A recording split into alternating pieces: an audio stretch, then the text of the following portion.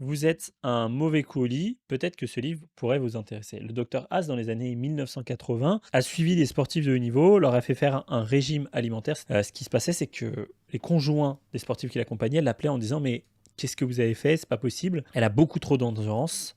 Qu'est-ce que je peux faire parce que je n'arrive pas à suivre?» Le docteur Haas leur répondait simplement: «Mettez-y vous aussi». Ce qu'il expliquait, c'est qu'il leur fallait un régime, pauvre en gras, comme se faisaient les plus grands travailleurs, par exemple au siècle passé, hein. C'était beaucoup, de glucides, c'est-à-dire soit des patates douces, soit du riz, soit du pain, bien sûr au levain, avec assez peu de gras, hein. Je vous rappelle qu'auparavant dans la soupe le matin, qu'ils prenaient avant de partir au travail, on va dire au siècle passé, par exemple en 1800, dans certains coins de la France, c'était un petit bout de lard et le reste, c'était des glucides. C'est un régime avec un peu de protéines, très peu de gras et beaucoup de glucides, ce qui se faisait par exemple traditionnellement au Japon et même dans la plupart des coins du monde.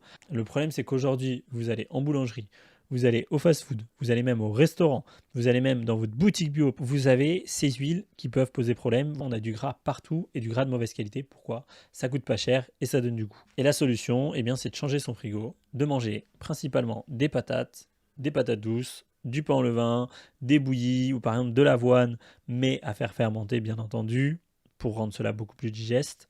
C'est de baser son alimentation sur des bons glucides, des bons légumes et un peu de protéines, en évitant les matières grasses. Alors bien sûr, ne tombons pas dans les extrêmes. L'idée, ce n'est pas non plus de couper toutes les sources de gras parce qu'elles sont très importantes pour le bon fonctionnement de nos hormones. Mais je trouve que c'est intéressant parce que les gens qui étaient en pleine forme avant avaient plus ou moins ce même type de régime, c'est-à-dire riche en bon sucre, pauvre en graisse. Et aujourd'hui, on est dans des régimes où on met beaucoup trop de graisse, vous avez des avocats à tous les repas, vous avez des huiles, on va vous dire: «Mais mets plus d'huile, mais ci, mais ça», donc